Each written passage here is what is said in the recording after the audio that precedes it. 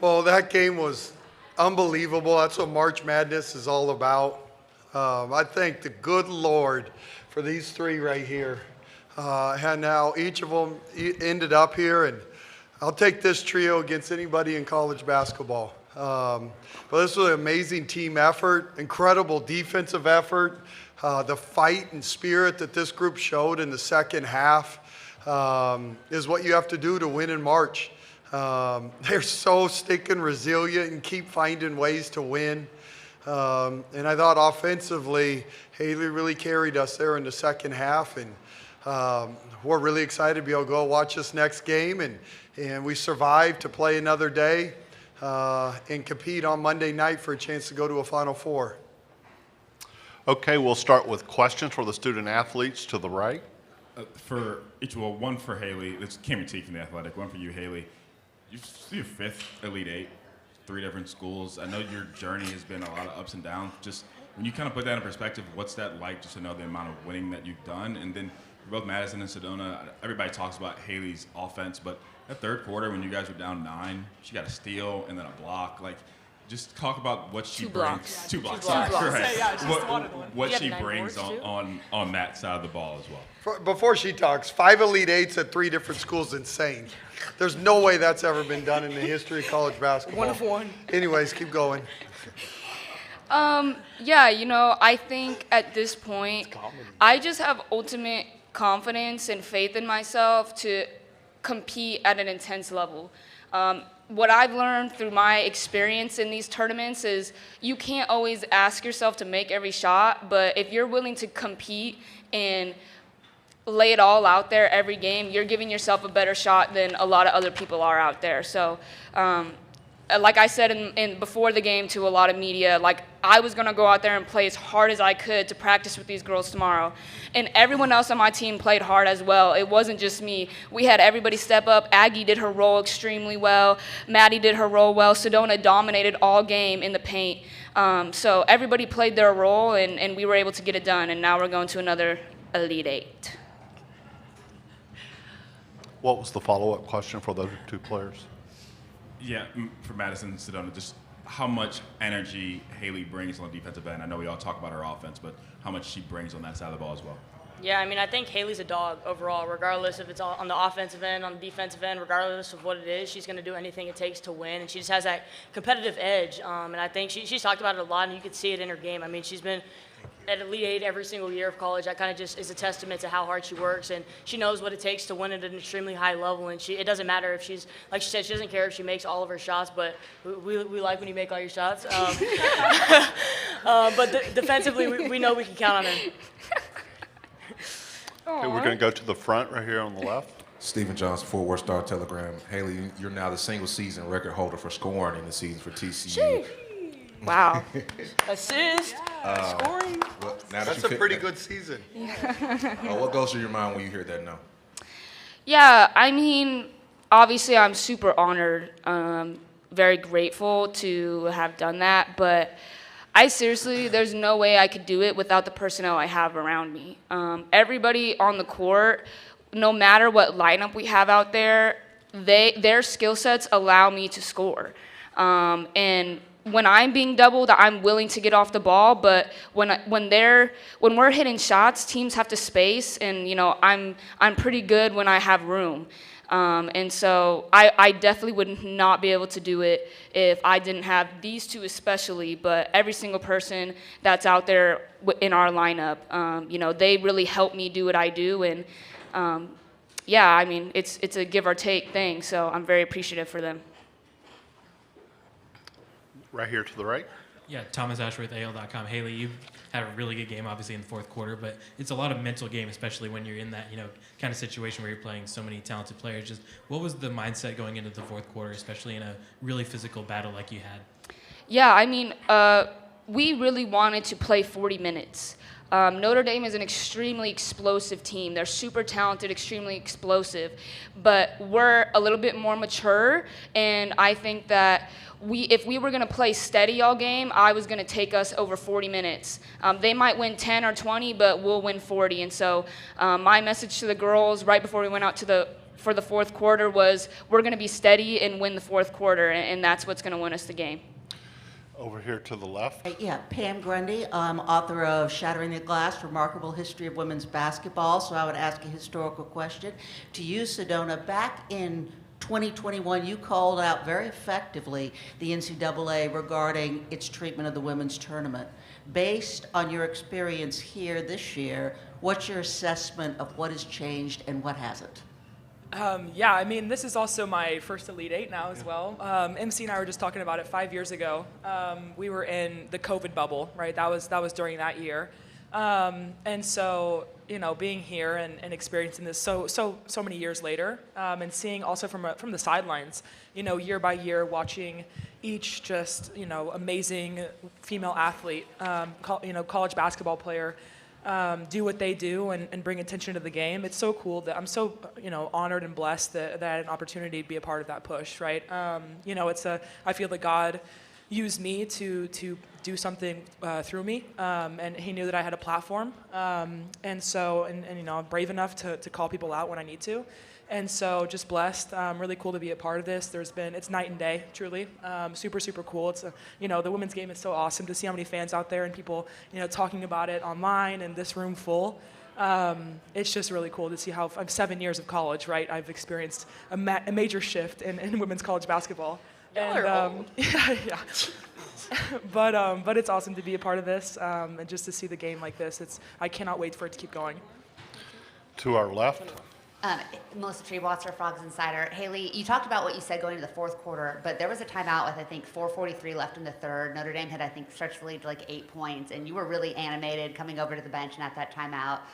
You don't have to get into specifics of what you said, but what was that kind of moment? Is that kind of the desperation of like, this is it, guys?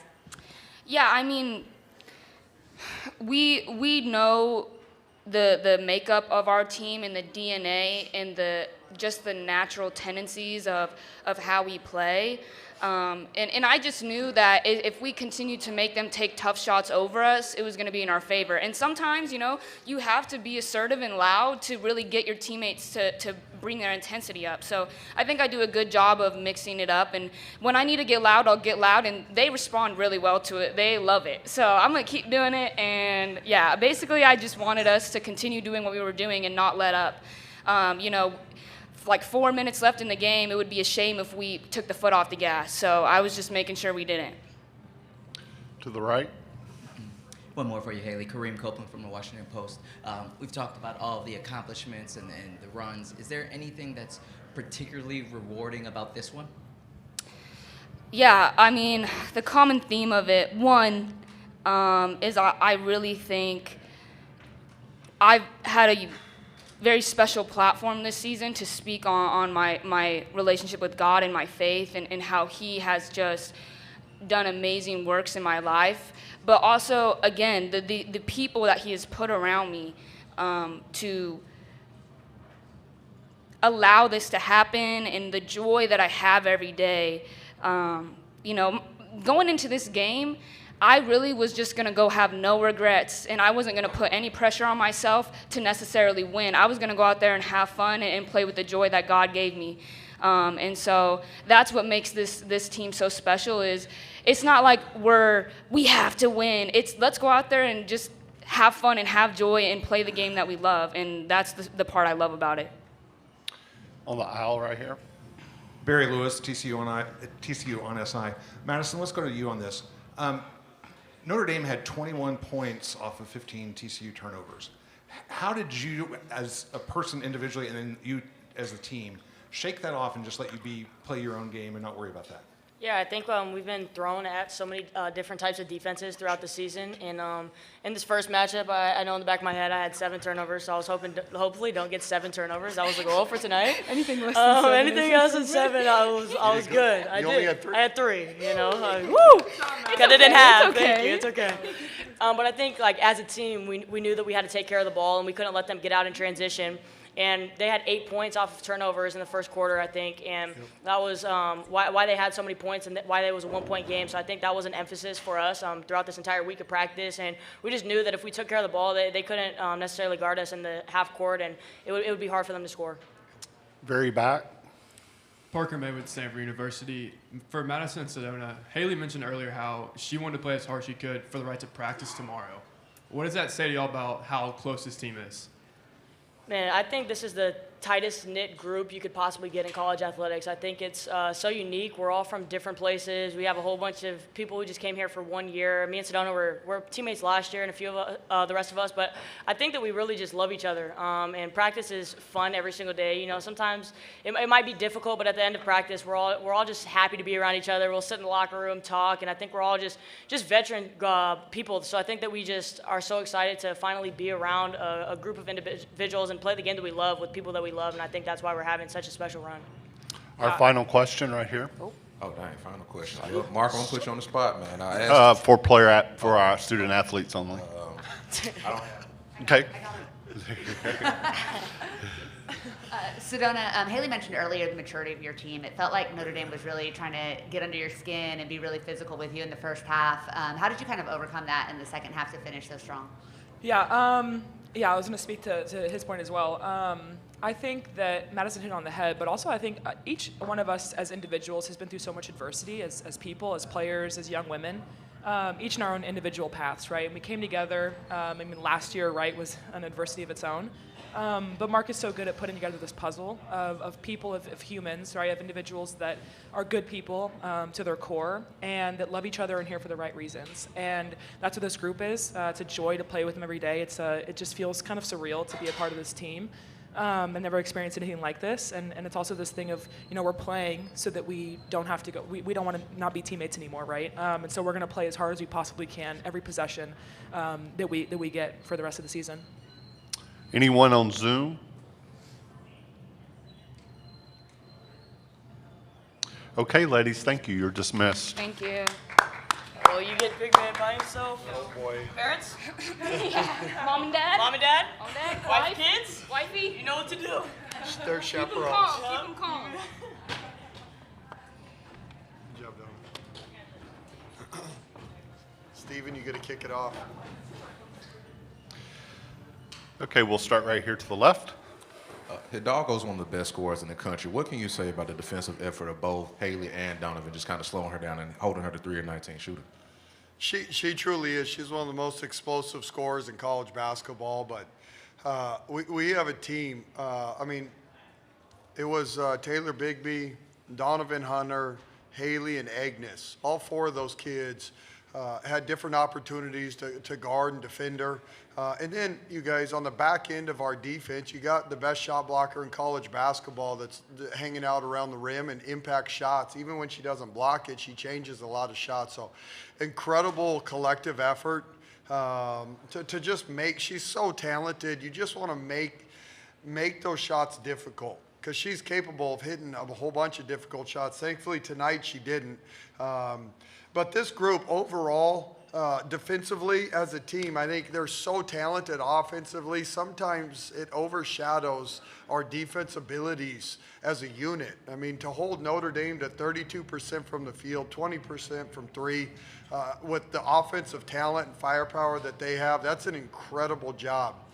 So just really proud, and that kept us in the game until we got our feet under us in the fourth quarter.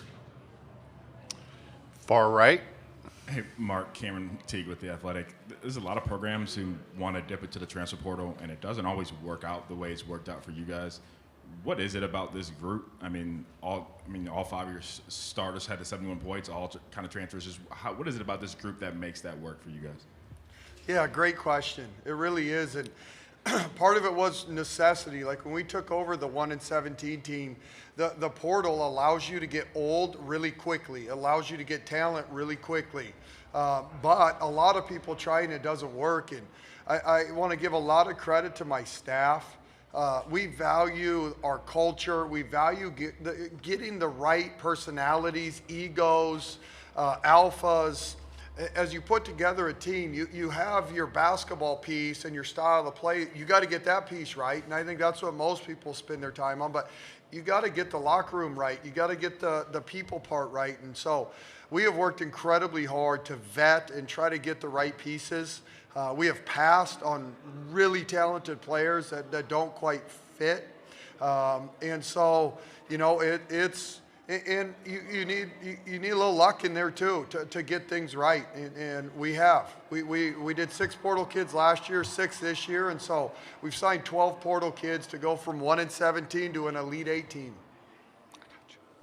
And here to the left. Drew Muller, TCU 360. In every game since the Big 12 championship, you guys have been able to accomplish something that hasn't been accomplished in TCU basketball history. What does that mean for you to be able to accomplish things that have never been done only in your second year at TCU? Oh, it's a testament. One, it's just an incredible ride that we've been on, and it's a testament to these young women that are in the locker room.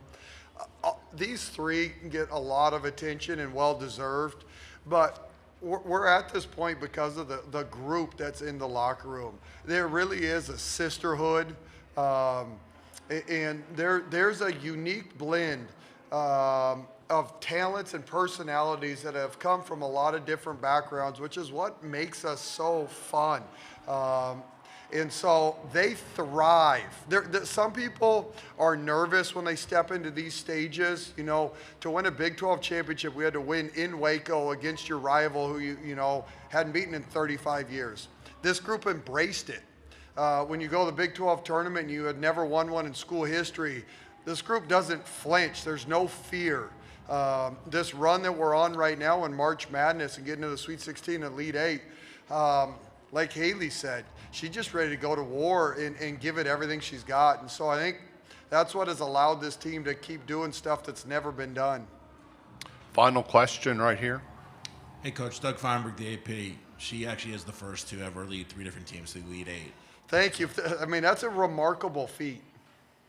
Is it fair to call her Miss March, since she's the one who first one to do this, and this is March Madness, and she's the one to do it? And along those lines, I mean, her defense in that third quarter kept you in the game in a sense to not let it be a double-digit lead, and what maybe overshadows her offense, but that defense was pretty good too. Man, you hit a lot of good stuff right there. The Miss March is, I think, deserved and earned.